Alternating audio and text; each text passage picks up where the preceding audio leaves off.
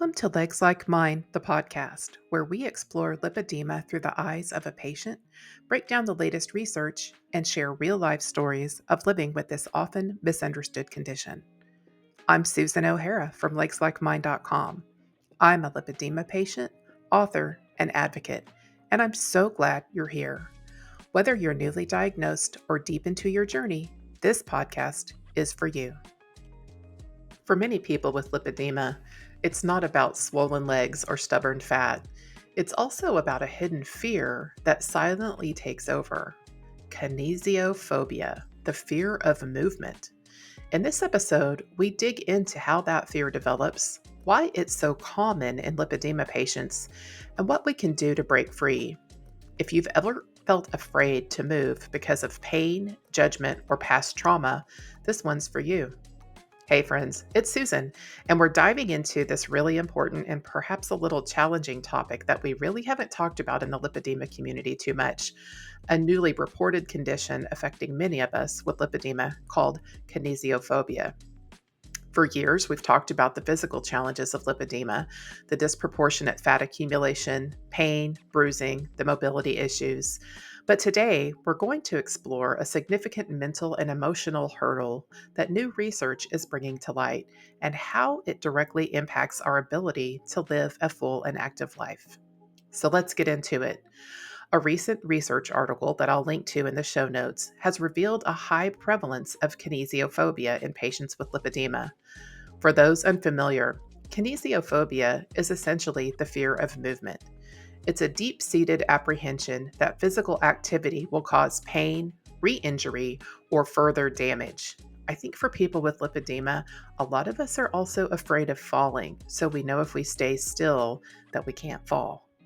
This isn't just about being a little hesitant. It's a genuine, often debilitating fear that can lead to significant avoidance of exercise and even daily activities. Think about it. We live with chronic pain, easily bruised limbs, and the persistent swelling that can make movement feel cumbersome. It's not hard to see how a fear of making things worse could develop. This new research, published recently, highlights that a staggering 78% of lipedema patients exhibit high kinesiophobia, compared to a much lower percentage in control groups. This isn't just a symptom, it is a significant barrier to improving our quality of life. The study found that kinesiophobia negatively impacts overall well being, regardless of the severity of the lipedema itself. It's an absolute mental block that can keep us stuck, even when our bodies might benefit from gentle movement. And that might be an answer about why so many people who have late-stage lipedema become bedbound. And I can personally relate to this on so many levels. Beyond the lipedema itself, I have another factor that adds to my own unique brand of kinesiophobia: hypermobility in my knees. For as long as I can remember, my knees have been double jointed, and what I said was they flipped inside out before I knew that there was a thing called hypermobility. They move far beyond what's considered a normal range of motion, and sometimes when I'm using stairs, they sort of like dislocate, for lack of a better word. It really hurts. While it might sound like a fun party trick, it actually means that my joints are less stable. My ligaments and connective tissues are lax and make them prone to hyperextension, instability, and increased risk of injury. And I know I'm not alone. A lot of women who have lipedema also have hypermobility. And when you've had it hyperextend in a few embarrassing places in the course of your life, or you've fallen with or without other people there to see you, it can really make you not want to have that happen again. Because of this, I've gravitated towards water-based exercise, swimming, water aerobics, even just walking in a pool. The buoyancy of the water provides incredible support and takes the pressure off of my hypermobile knees. On land, traditional exercises, especially high-impact ones, often leave me feeling vulnerable with that unsettling feeling of my knees about to give out or hyperextend. It's a constant subconscious assessment of risk versus reward. It's really weird because I can walk for miles in a pool, literally miles in a pool, without thinking twice about it. But as I get older, I catch myself thinking about events and activities that I may or may not want to participate in based on how much walking is involved. The fear of pain, The fear of injury, the fear of falling, and the fear of further exacerbating my joint issues are a very real thing for me when it comes to non-water exercises. It is an absolutely perfect storm where lipedema pain meets joint instability, and the result is often avoidance. So if you're listening to this and nodding your head, feeling seen and understood, please know that you're not alone. Kinesiophobia is a recognized challenge within our community. But here's the good news. There are proven ways to get past kinesiophobia and start living a fuller, more active life. And I'm going to talk about those now. The key to overcoming the fear of movement in lipedema, particularly when coupled with hypermobility, often lies in a multifaceted approach, focusing on safety, gradual progression, and addressing the underlying fear. So here are some tips. Don't be afraid to seek professional guidance, especially with a physical therapist or occupational therapist. This is really important. A physical therapist, especially one familiar with lipedema or hypermobility, can be a game changer.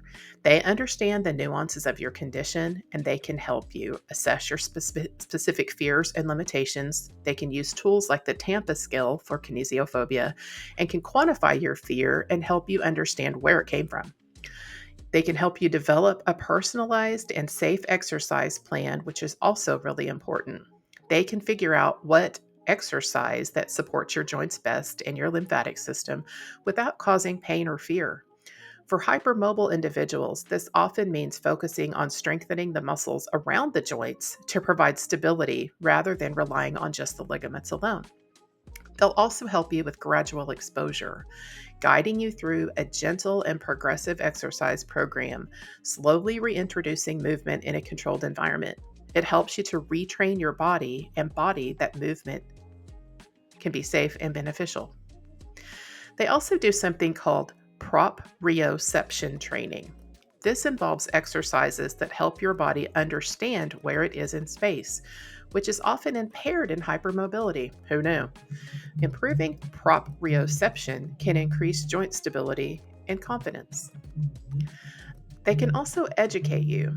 So, understanding why certain movements feel the way they do and how to safely navigate them can significantly reduce fear.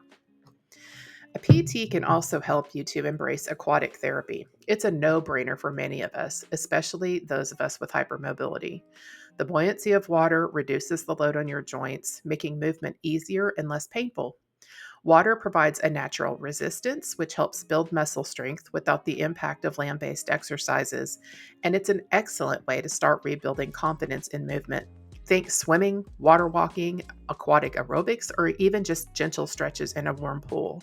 And I'm going to go off script here for a second because many of you may not know that I wrote the book called Aquatherapy for Lipedema and Lymphedema. It's available on Amazon, but I also believe it's so important to get the information in this book out there that you can actually get a free PDF of this book by going to legslikemine.com/books-and-downloads. And you can find copies of that and a couple of my other books out there too. I want you to have this information and I want you to share it, use it in presentations, do whatever you can to help people get themselves in the water. Okay, back to the script.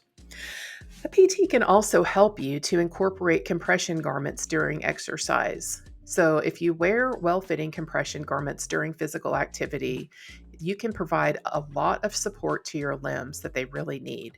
It can reduce swelling and offer a sense of stability, especially for those with hypermobility. This can significantly alleviate pain and reduce the fear of movement. You can also do things like mind-body practices.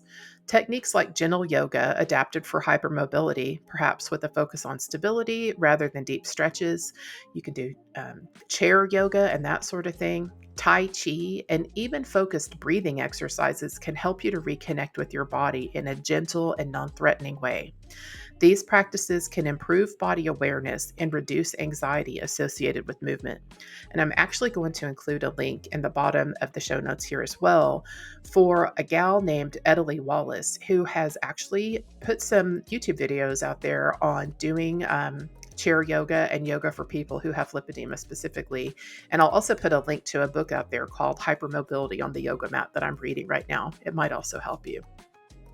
You can also see a regular therapist for cognitive behavioral therapy.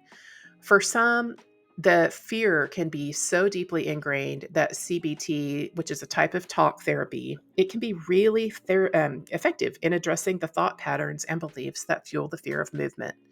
A therapist can help you challenge negative thoughts that you might be having about exercise and movement and help you to develop coping mechanisms.